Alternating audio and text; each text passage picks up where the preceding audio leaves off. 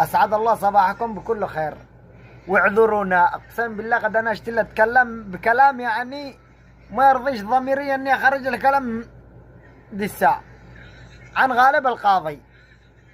أول حاجة بدأوا غيروا اسمه، غيروا الاسم حقه.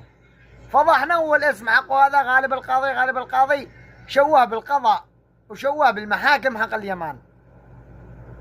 كل الناس بنتكلم قال غالب القاضي كأنه قاضي. الرجال قدومه قاضي بالمحكمة. كرهنا القضاء وكرهنا المحاكم وكرهنا كل شيء من تحت راس الاسم هذا حقه.